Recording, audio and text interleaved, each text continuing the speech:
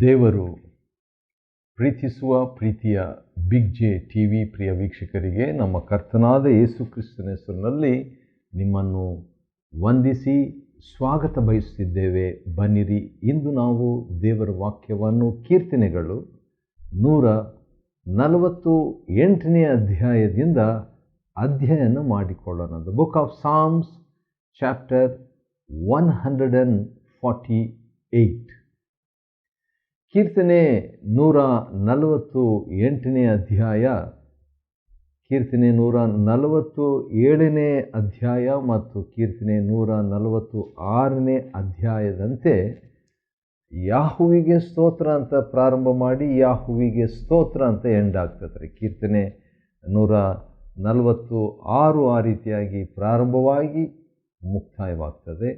ಕೀರ್ತನೆ 147 ಕೂಡ ಅದೇ ರೀತಿಯಾಗಿ ಯಾಹುವಿಗೆ ಸ್ತೋತ್ರ ಅಂತ ಸ್ಟಾರ್ಟ್ ಮಾಡಿ ಯಾಹುವಿಗೆ ಸ್ತೋತ್ರ ಅಂತ ಮುಕ್ತಾಯವಾಗ್ತದೆ. ಕೀರ್ತನೆ 148ನೇ ಅಧ್ಯಾಯದಲ್ಲಿ ಕೂಡ ಅದೇ ಒಂದು ಶೈಲಿ ರೀತಿ ಇರುವಂಥದ್ದಾಗಿದೆ. ಅಂದರೆ ಸದಾ ಇರುವಾತನಿಗೆ ಸ್ತೋತ್ರ, ಎಂಥವನಾಗಿರುವೆನೋ ಅಂಥವನಾಗಿರುವೆನು ಎಂಬಾತನಿಗಾಗಿ ಸ್ತೋತ್ರ. ಎಂಥವನಾಗಿರುವನು ಅಂಥವನಾಗಿರುವಾತನಿಗೆ ಸ್ತೋತ್ರ. ಯಾಕೆ ಸ್ತೋತ್ರ ಮಾಡಬೇಕು ಎಂಬುದಕ್ಕೆ 33 ಕಾರಣಗಳು ಕೀರ್ತನೆ 147ರಲ್ಲಿ ಕೊಡಲ್ಪಟ್ಟಿತು. ಆದರೆ ಕೀರ್ತನೆ 148ರಲ್ಲಿ ಯಾರ್ಯಾರು ದೇವರಿಗೆ ಸ್ತೋತ್ರ ಮಾಡಬೇಕು ಎಂಬುದಾಗಿ 27 ವರ್ಗದವರ ಬಗ್ಗೆ ಬರೆದಿದೆ. 27 ಕ್ಯಾಟಗರೀಸ್ ಆಫ್ ಪ್ರೈಸಿಂಗ್. ಯಾರ್ಯಾರು ಎಂತೆಂಥವರು ದೇವರಿಗೆ ಸ್ತೋತ್ರ ಮಾಡಬೇಕಂತ ಹೇಳುವಾಗ 27 ವರ್ಗದವರು ದೇವರಿಗೆ ಸ್ತೋತ್ರ ಮಾಡಬೇಕಂತೆ. ಈ 27 ವರ್ಗವನ್ನು ನಾವು ನೋಡುವಾಗ, 27 ಕ್ಯಾಟಗರೀಸ್ನ ನಾವು ನೋಡುವಾಗ ಏನು ಅನ್ನಿಸ್ತದೆ? ಆಲ್ಮೋಸ್ಟ್ ಆಲ್ ಅಥವಾ ಎಲ್ಲರೂ ಒಳಪಟ್ಟು ಬಿಟ್ಟಿದ್ದಾರೆ. ಹಾಗಾದರೆ ದೇವರಿಗೆ ಯಾರು ಸ್ತೋತ್ರ ಮಾಡಬೇಕಂತ ಹೇಳುವಾಗ ಎಲ್ಲರೂ ದೇವರಿಗೆ ಸ್ತೋತ್ರ ಮಾಡಬೇಕು.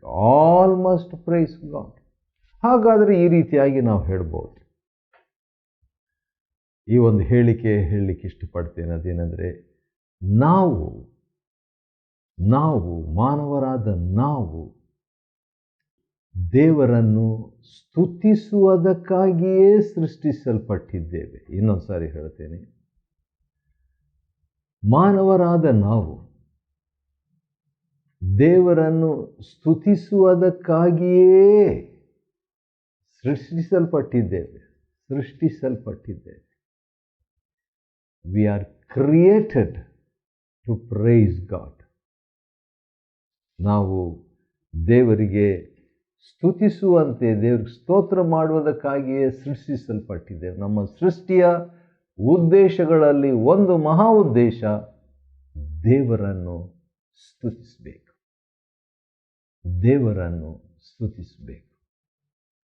ಸರಿ, ಈ ಒಂದು ಹಿನ್ನೆಲೆಯನ್ನು, ಪರಿಚಯವನ್ನು ಹೇಳಿಬಿಟ್ಟು ಈಗ ಮುಂದುವರಿಸೋಣ. ಕೀರ್ತನೆ 148.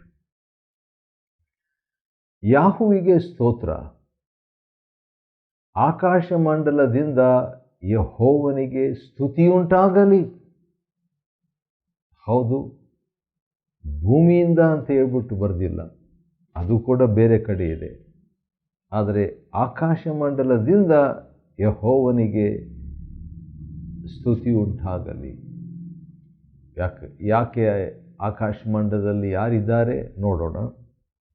ಮಹೋನ್ನತದಲ್ಲಿ ಆತನ ಸ್ತೋತ್ರವು ಕೇಳಿಸಲಿ.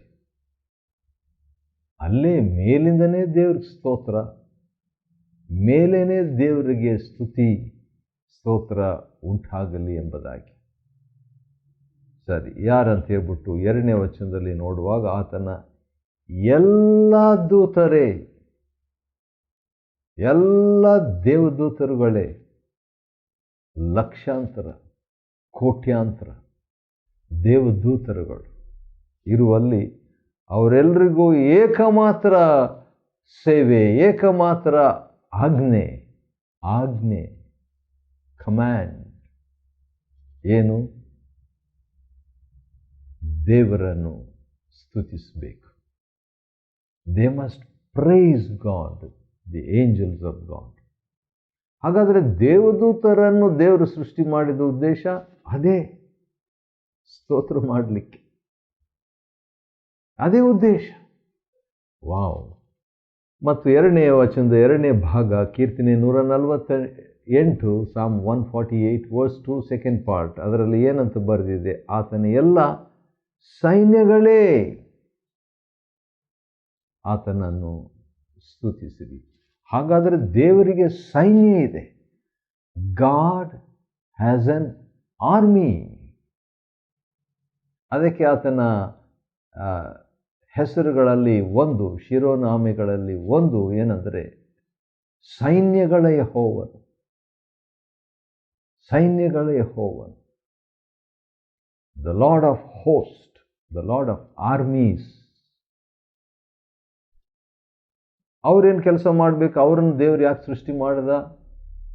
ಸೈನ್ಯಗಳನ್ನು ಸ್ತುತಿಸುವುದಕ್ಕೆ. ಅದೇ ಕಾರಣ. Second category, to praise God. ದೇವರಿಗೆ ಸ್ತುತಿ ಸಲ್ಲಿಸ್ತಕ್ಕಂಥ 2ನೇ ವರ್ಗ ಯಾರು? ದೇವದೂತರು, ದೇವರ ಸೈನ್ಯ. 3ನೇ ವಚನ, ಸೂರ್ಯಚಂದ್ರರೇ. ಸೂರ್ಯನ ಸೃಷ್ಟಿ, ದೇವರನ್ನು ಸ್ತುತಿಸಬೇಕು. ಚಂದ್ರನನ್ನು ದೇವರು ಸೃಷ್ಟಿಸಿದ್ದು, ದೇವರನ್ನು ಸ್ತುತಿಸಬೇಕು. ಸೂರ್ಯಚಂದ್ರರೇ ಆತನನ್ನು ಸ್ತುತಿಸಿರಿ. ಹೊಳೆಯುವ ಹೊಳೆಯುವ ಎಲ್ಲ ನಕ್ಷತ್ರಗಳೇ. ಎಷ್ಟೊಂದು ನಕ್ಷತ್ರಗಳು ಇವೆ. ಮತ್ತು ಈ ನಕ್ಷತ್ರಗಳ ಬಗ್ಗೆ ಕೀರ್ತನೆ 147ನೇ ಅಧ್ಯಾಯ 4ನೇ ವಚನದಲ್ಲಿ ದೇವರು ನಕ್ಷತ್ರಗಳ ಸಂಖ್ಯೆಯನ್ನು ಗೊತ್ತು ಮಾಡಿದ್ದಾನೆ. ದೇವರಿಗೆ ಗೊತ್ತು ಅವರ ನಂಬರ್ಸ್, ಅವರ ಸಂಖ್ಯೆ, ಅವರ ಟೋಟಲ್ ಮೊತ್ತ ಎಷ್ಟು ಅಂತ ಹೇಳ್ಬಿಟ್ಟು. ಪ್ರತಿಯೊಂದಕ್ಕೂ, ಪ್ರತಿಯೊಂದು ನಕ್ಷತ್ರಕ್ಕೂ ದೇವರು ಹೆಸರಿಟ್ಟಿದ್ದಾನೆ. ಹೆಸರಿಟ್ಟಂಥ ನಕ್ಷತ್ರ ಪ್ರತಿ ಒಂದೊಂದು ಕೂಡ ಹೊಳೆಯುವ ಎಲ್ಲ ನಕ್ಷತ್ರಗಳು ಏನು ಮಾಡಬೇಕು? ಯಾಕೆ? ದೇವರು ಸೃಷ್ಟಿ ಮಾಡಿದ ನಕ್ಷತ್ರಗಳನ್ನು ಸ್ತುತಿಸುವುದಕ್ಕೆ. To praise God, stars were created. ಆಶ್ಚರ್ಯ, ನನಗಂತೂ ಆಶ್ಚರ್ಯ. 4ನೇ ವಚನ, ಕೀರ್ತನೆ 148:4.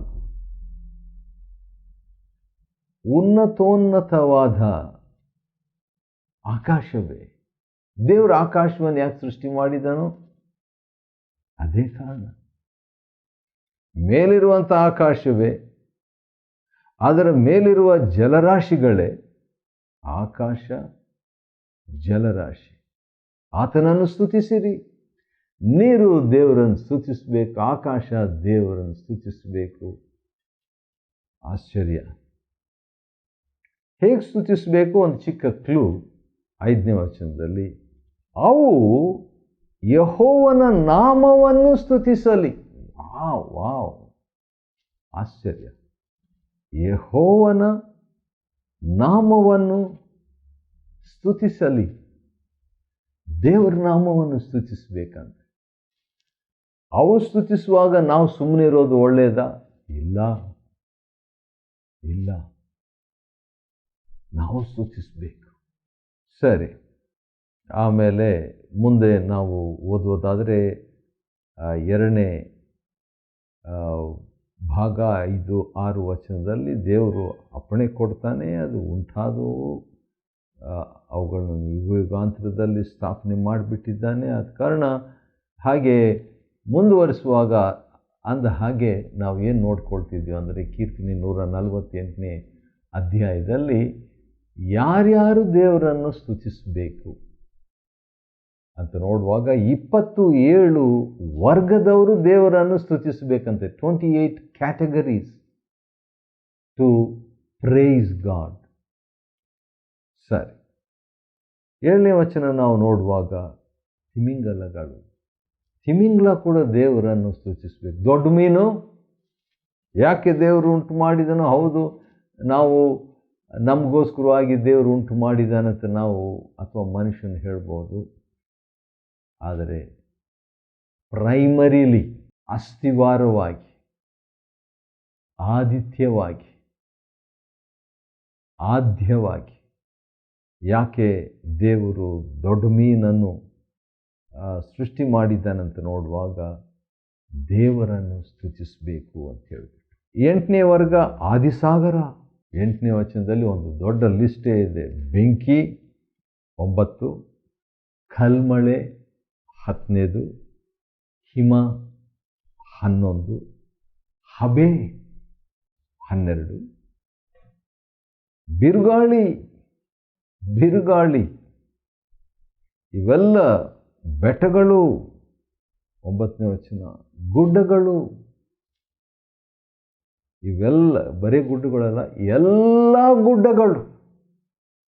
ದೇವರು ಎಲ್ಲ ಗುಡ್ಡಗಳನ್ನು ಯಾಕೆ ಸೃಷ್ಟಿ ಮಾಡಿದನೋ ಇಲ್ಲಿದೆ ಕಾರಣ, ಸ್ತುತಿಸುವುದಕ್ಕೆ.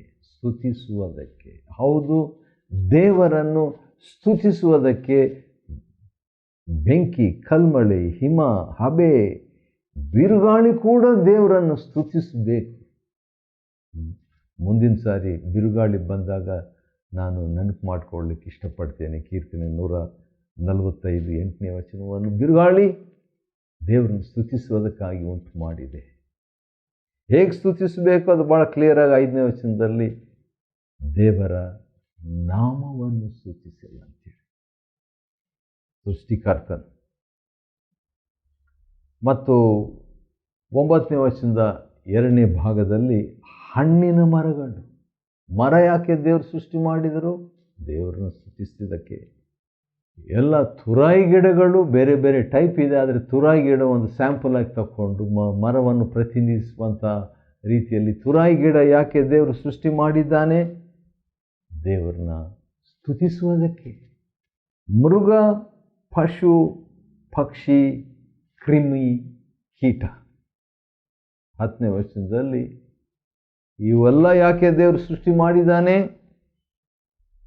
ಮುಂದೆ ನಾವು ನೋಡಿಕೊಳ್ಳಲಿಕ್ಕಿದ್ದೇವೆ.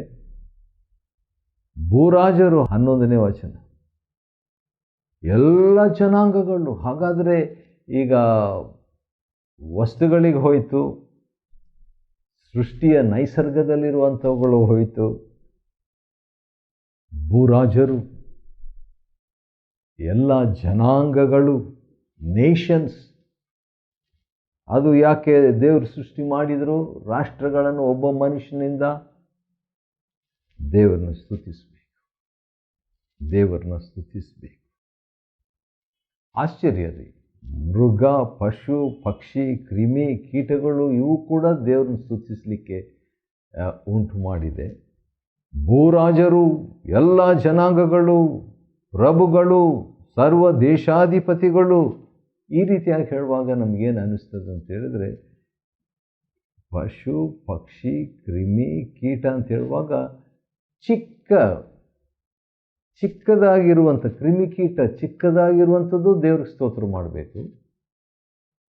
ಭೂರಾಜರು, ಜನಾಂಗಗಳು, ಪ್ರಭುಗಳು, ಸರ್ವ ದೇಶಾಧಿಪತಿ ಇವು ದೊಡ್ಡವರಾಯ್ತು. ಹಾಗಾದರೆ ಚಿಕ್ಕವರು ದೇವ್ರಿಗೆ ಸ್ತೋತ್ರ ಮಾಡಬೇಕು, ಚಿಕ್ಕ ವರ್ಗದವರು ದೇವ್ರಿಗೆ ಸ್ತೋತ್ರ ಮಾಡಬೇಕು, ದೊಡ್ಡ ವರ್ಗದವರು ದೇವರಿಗೆ ಸ್ತೋತ್ರ ಮಾಡಬೇಕು ಎಂಬುದನ್ನೇ ನಾವು ಇಲ್ಲಿ ಕಲಿತೀವ್ರಿ.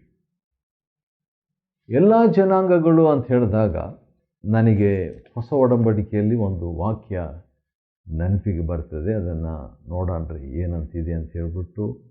ಮತ್ತಾಯನ ಬರೆದ ಸುವಾರ್ತೆಯಲ್ಲಿ ಅಂತ ಕಾಣ್ತದೆ. ಆ ವಾಕ್ಯ ಏನಿದೆ ಅಂತ ಹೇಳಿಬಿಟ್ಟು ನೋಡುವಾಗ 25ನೇ ಅಧ್ಯಾಯ, ಮತ್ತಾಯ 25 ಮತ್ತು 32ನೇ ವಚನ ಈ ರೀತಿಯಾಗಿದೆ. ಭಾಳ ಇಷ್ಟ ಇದು. ಇದನ್ನು ಓದುವಾಗ ಭಾಳ ಖುಷಿ ಆಗ್ತೈತೆ ನನಗೆ. ಯಾಕಂದರೆ ಇಂಥ ಒಂದು ಘಟನೆ ನಡೀತದೆ. ಇಂಥ ಒಂದು ಘಟನೆ ಮುಂದೆ ನಡಿಲಿಕ್ಕಿದೆ. ಅದು ಏನಂತ ನೋಡೋಣ ಬನ್ರಿ. 25:32 Matthew's gospel chapter 25 and verse 32 ಏನಂತ ನಾವು ನೋಡ್ತೇವೆ. ಅಲ್ಲಿ ಯೇಸು ಸ್ವಾಮಿ ದೇವದೂತರ ಸಮೇತವಾಗಿ ಬಂದು ತನ್ನ ಮಹಿಮೆಯ ಸಿಂಹಾಸನದಲ್ಲಿ ಯೇಸು ಸ್ವಾಮಿಯವರು ಕೂತ್ಕೊಳ್ಳುವರು. ಯೇಸು ಸ್ವಾಮಿ ಕೂತ್ಕೊಂಡಾಗ ಮುಂದೆ ನೆಕ್ಸ್ಟ್ ಏನಾಗ್ತದೆ, ಆತನ ಮುಂದೆ ಯಾರಿರ್ತಾರೆ? 32ನೇ ವಚನ, ಎಲ್ಲ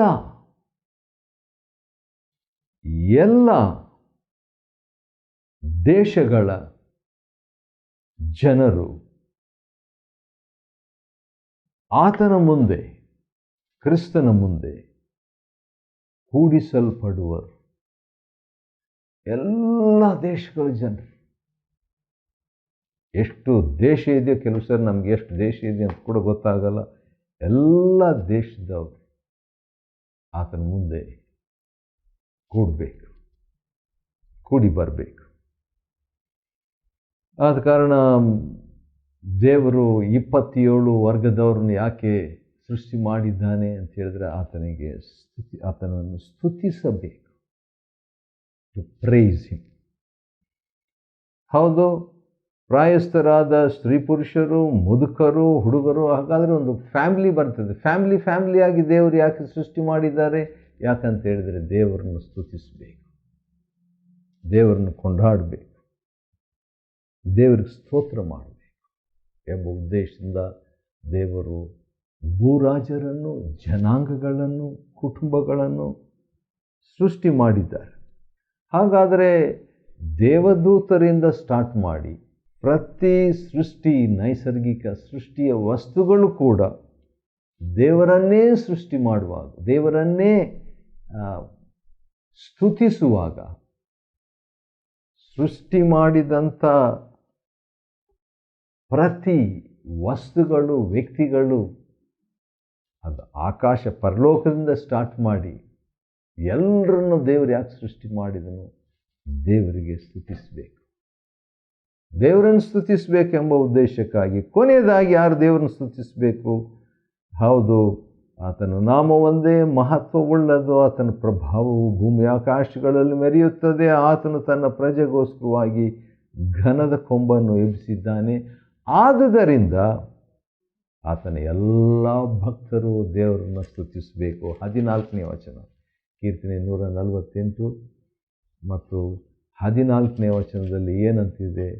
ಆತನ ಭಕ್ತರು ಕೂಡ ದೇವರನ್ನು ಸ್ತುತಿಸಬೇಕು. ಲಾಸ್ಟ್ ಬಂದಿದೆ, ಆಲ್ಮೋಸ್ಟ್ ಲಾಸ್ಟ್ ಆಗಿರುವಂಥದ್ದು ಕೊನೆಯ ಸಾಲು ಈ ರೀತಿಯಾಗಿದೆ. 14ನೇ ವಚನದಲ್ಲಿ, ಆತನ ಸಮೀಪ ಪ್ರಜೆಗಳಾದ ಇಸ್ರಾಯೇಲರು ಹಿಗ್ಗುತ್ತಾರೆ. ಸ್ತುತಿಸಬೇಕು, ಹಿಗ್ಗುತ್ತಾರೆ, ಸಂತೋಷಪಡಬೇಕು. ಸಮೀಪ ಪ್ರಜೆಯಾಗಿ ಒಬ್ಬ ಮನುಷ್ಯನು ದೇವರಿಗೆ ಸಮೀಪನಾಗಬೇಕಾದರೆ ಅದು ಕ್ರಿಸ್ತನಿಂದಲೇ. ಕ್ರಿಸ್ತನ ಚಿತ್ರ ಇಲ್ಲಿ ನಾವು ನೋಡ್ತೇವೆ. ಕ್ರಿಸ್ತನ ಮುಖಾಂತರವಾಗಿ ದೇವರ ಸಾಮೀಪ್ಯ ನಮಗೆ ಲಭ್ಯವಾಯಿತು. ಆದ ಕಾರಣ 27 ವರ್ಗದವರು ಯಾಕೆ ದೇವರಿಗೆ ಸ್ತುತಿಸಬೇಕು, ಯಾರ್ಯಾರು ಸ್ತುತಿಸಬೇಕು, ಯಾಕೆ ಸ್ತುತಿಸಬೇಕು, ಎಲ್ಲಿ ಸ್ತುತಿಸಬೇಕು ಎಂಬುದು ಇನ್ನೂ 2 ಕೀರ್ತನೆಗಳು ಇದೆ. 149, 150 ಅದರಲ್ಲಿ ನಾವು ನೋಡಿಕೊಳ್ತೇವೆ. ಕೀರ್ತನೆ 148ನೇ ಅಧ್ಯಾಯವನ್ನು ಅಧ್ಯಯನ ಮಾಡಿಕೊಳ್ಳುವಂತೆ ದೇವರು ಕೊಟ್ಟ ಕೃಪೆಗಾಗಿ ಆತನಿಗೆ ಸ್ತೋತ್ರವಾಗಲಿ. ದೇವರು ನಿಮ್ಮನ್ನು ಆಶೀರ್ವದಿಸಲಿ.